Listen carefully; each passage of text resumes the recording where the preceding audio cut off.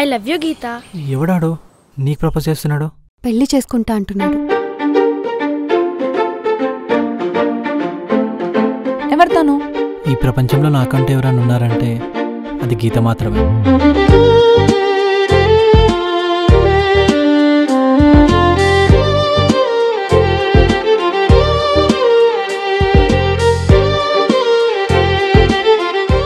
ఈరోజు ఏంటో గుర్తుందా? ఏంటి?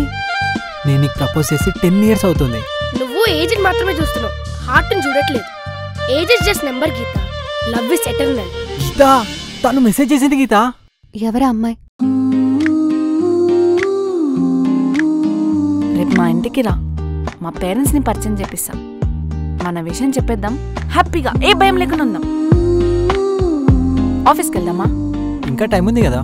అప్పుడైతే అందరు వస్తారు. ఇప్పుడు మనం ఇద్దరమే ఉంటాం కదా. ఈ మధ్య ఇదో ట్రెండ్ అయిపోయిందిరా, అమ్మాయిల కంటే ఆంటీలనే ఎక్కువ ఇష్టపడుతున్నారు. అబ్బాయి ఏజ్ ఎక్కువైతే తప్పులేదురా, అమ్మాయి ఏజ్ ఎక్కువైతేనే ప్రాబ్లం. ఒక అబ్బాయి అమ్మాయి కంటే పెద్ద అయితే ప్రాబ్లం లేదు, అదే అమ్మాయి అబ్బాయి కంటే పెద్ద అయితే ప్రాబ్లం. అంతేనా? చరణ్కి నువ్వంటే ఇష్టం ఉండొచ్చు, అపారమైన ప్రేమ ఉండొచ్చు, కానీ మీ ప్రేమలో ఆకర్షణ లేదు. ఆకర్షణ లేని ప్రేమకి అర్థం లేదు.